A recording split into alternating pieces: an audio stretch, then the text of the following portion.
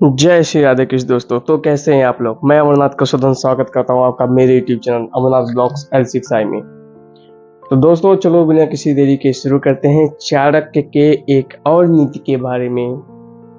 तो चाणक्य क्या कहते हैं, चाणक्य अपनी एक और नीति में कहते हैं कि करबलम विद्या च विप्राणाम राज्ञा सैन्य बलम तथा बलम विपत्तम च वैश्यानाम शूद्राणाम परिचर्यकता।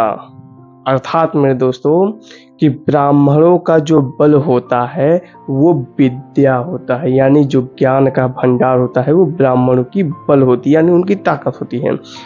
और राजा, किसी देश का अगर राजा है तो राजाओं का बल उनकी सेना से होता है, जबकि व्यापारियों का बल उनका धन होता है। हर एक व्यापारी कोई भी हो, उसका मेन बल, मेन पावर उसका पैसा होता है। बिना पैसे के वो कुछ नहीं कर सकता। और शूद्रों का जो बल होता है वो दूसरों की सेवा करना होता है। अर्थात इस बात को मेरी समझिएगा दोस्तों कि चाणक्य के इस जो श्लोक में चाणक्य ने कहा है ना, इस श्लोक में 4 वर्णों को दर्शाया गया है और चारों वर्णों के कर्तव्यों को दर्शाया गया है। चाणक्य इसमें 4 वर्णों के कर्तव्य की ओर संकेत कर रहे हैं।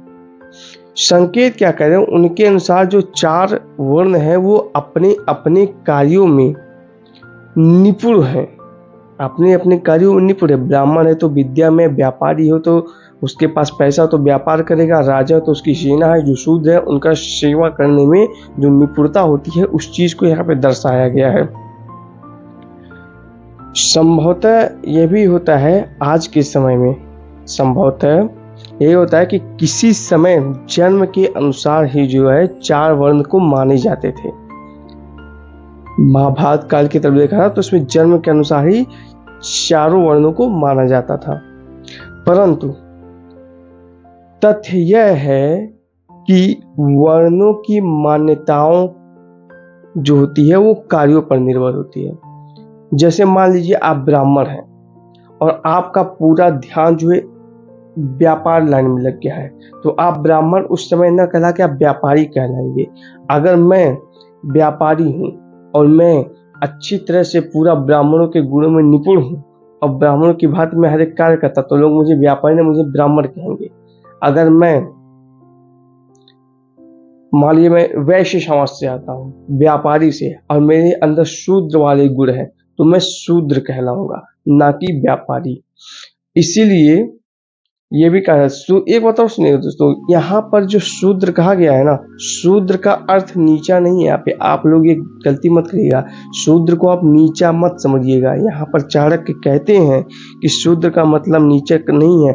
आज्ञा पालन की जो भावना होती है ना, जैसे मान लो किसी के अंदर भावना बहुत होती है, आज्ञा पालन की जो भावना होती है वो शूद्रों का विशेष गुण होता है, उसमें वो निपुण होते हैं।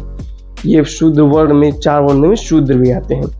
इसीलिए चाणक्य कहते हैं, चाणक्य जो है यही इसमें बतलाए हैं कि जो 4 वर्ण हैं उन चारों वर्णों के जो 4 लोग हैं, जैसे मान लीजिए ब्राह्मणों का बल विद्या, राजा का बल सेना, व्यापारियों का बल पैसा धन, और शूद्रों का बल आज्ञा पालन का, सेवा का कार्य, ये होता है। इसमें चाणक्य ने 4 वर्णों के 4 गुण बताए हैं। तो क्या आपको इस मेरी वीडियो की जानकारी से पहले ये बात पता थी? अगर पता है तो बहुत अच्छी बात है, अगर नहीं पता तो अब आप जान चुके हैं। और प्लीज़ मेरी इस वीडियो को लाइक करें, अगर अच्छा लगा हो तो दूसरों को शेयर भी करें और सब्सक्राइब करना ना भूलें, और सब्सक्राइब करके बेल आइकन बटन को दबाना ना भूलें। इसी के साथ मैं अमरनाथ कसोदन मिलता हूँ आप सबसे फिर अगले नए वीडियो में। जय श्री राधे कृष्ण।